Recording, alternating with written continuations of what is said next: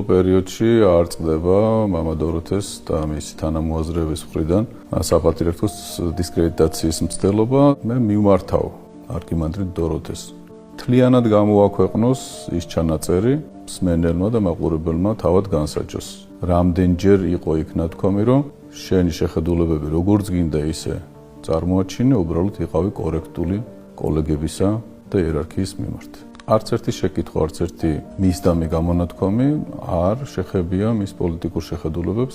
ყველაფერი არის სიცრუე, თითქოს მას პოლიტიკური შეხედულებების შესახებ დევნია.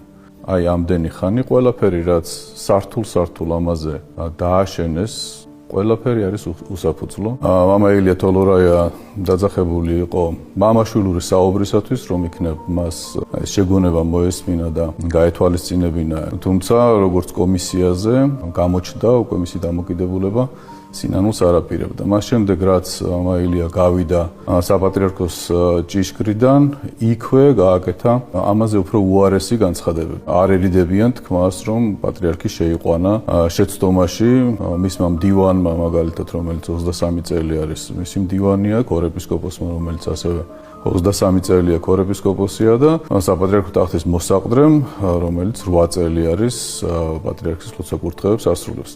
მამა ილიას კომისიაზე დაბარებას აზრი აღარ ჰქონდა, საპატრიარქოში იმ დროს კომისიის წევრები იყვნენ და მის გარეშე მიღებული იქნა დასკვნა.